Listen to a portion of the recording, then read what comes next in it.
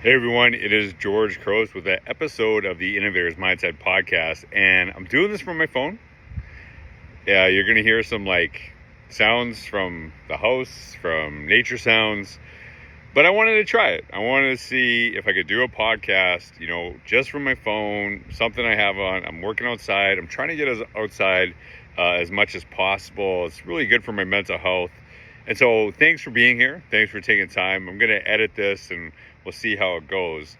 But I wanted to share about a post that I've recently written called The Impact of How We Communicate Rejection, Leading with Respect and Grace. And it was inspired by something that I saw that I really struggled seeing, is that somebody actually applied for a job. And I actually think they didn't just apply for the job, but they were...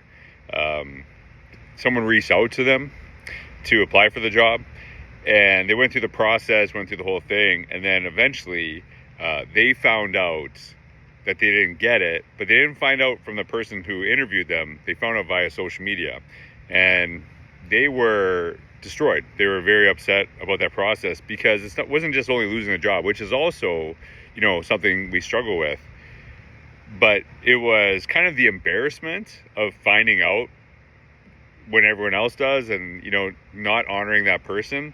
And it always baffles my mind because I hear that people do that in education and they do that in businesses. They'll have people go through the interview process and then they'll not communicate anything. They'll just, showing how, cool I am. They'll ghost them and then they just kind of find out that they have that other job. And I've been on both sides of this. I have been the person who has not got the job, and I've been the person who offers the job.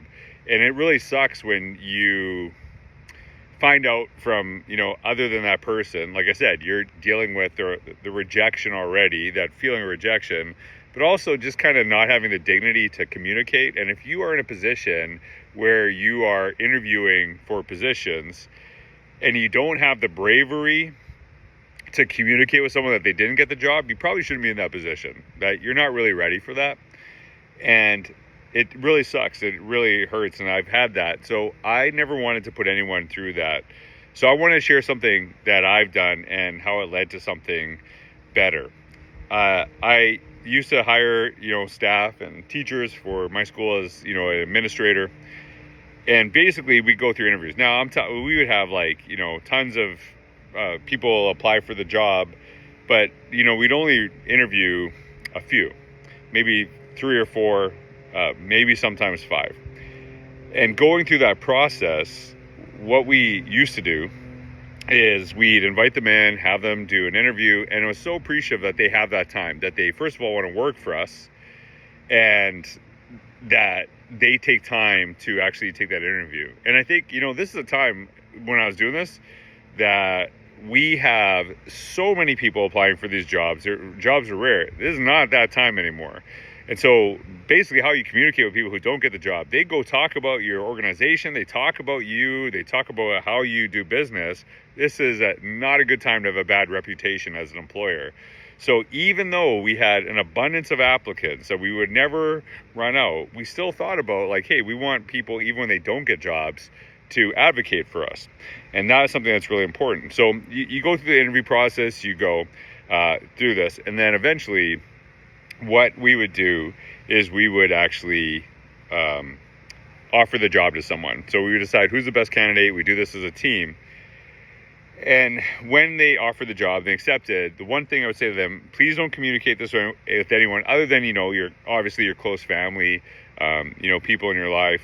But no one outside of this until we actually have the ability to contact the other people who had an interview so we can tell them that they were unsuccessful in getting the job. Because we didn't want them to hear it from somebody else. We wanted to give that information directly. And honestly, as both an assistant principal, even working in a central office, I always did this because I thought it was really, really important. I never was scared of doing this because I think there's something really powerful in how you communicate a rejection and to kind of lift someone up even in the face of their perceived failure. So typically I would call whoever and tell them that they were unsuccessful in getting the job. But if they had some time, I'd be more than willing to give them some feedback, some ideas, some things that, to consider as they move forward. just to kind of help them with the next part of their career, next part of their process. And sometimes they'd say no, and that's totally okay.